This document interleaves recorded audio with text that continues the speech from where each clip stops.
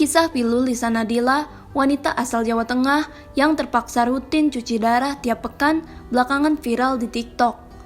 Pasalnya, wanita 22 tahun ini mengaku mengidap gagal ginjal karena sering mengonsumsi makanan cepat saji dan jarang meminum air putih.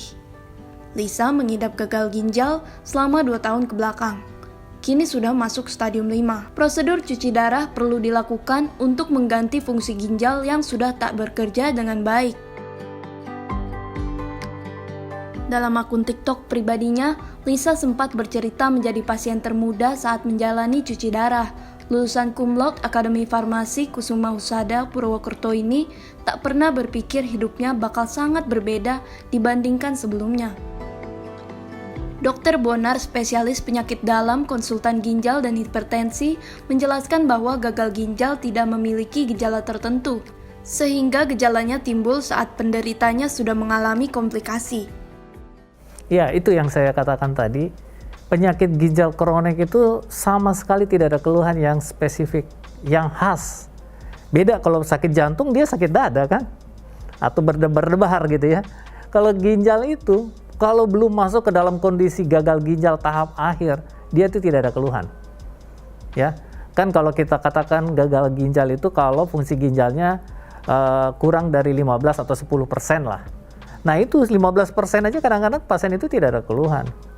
Jadi biasanya kita menyarankan kalau orang mau mendeteksi penyakit ginjal kronik, harus melakukan pemeriksaan laboratorium.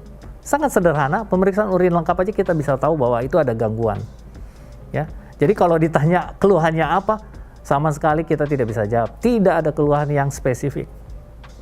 Jadi sebenarnya kalau kita ditanyakan sebagai penyebab dari gagal ginjal, yang paling sering itu sebenarnya di kita itu sebenarnya penyakit autoimun ya. Kalau bahasa kedokterannya glomerulonefritis kronis. Itu penyebabnya penyakit autoimun. Jadi si sel tubuhnya itu sendiri menyerang selnya sendiri, makanya kita sebut sebagai autoimun.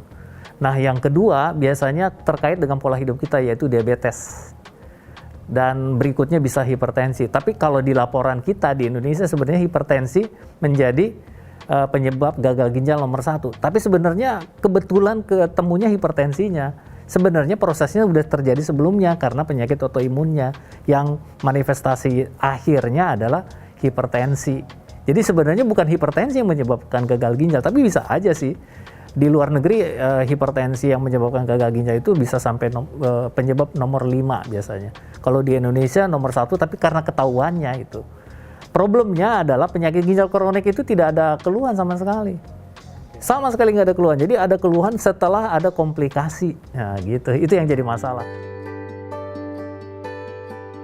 Karenanya, Dr. Bonar menekankan bahwa yang terpenting adalah mengantisipasi terjadinya gagal ginjal dengan modifikasi lifestyle. Sobat Vidivisi, ginjal merupakan organ penting yang cara kerjanya sangat kompleks. Bukan hanya untuk berkemih, ginjal juga berperan sebagai penyaring darah. Walaupun tidak memiliki gejala yang spesifik, gagal ginjal dapat diantisipasi dengan cek urin rutin, menjaga pola hidup, dan diet sehat seperti makan makanan seimbang, minum air putih yang cukup, dan berolahraga. Stay safe and healthy, sampai jumpa di Health Today berikutnya.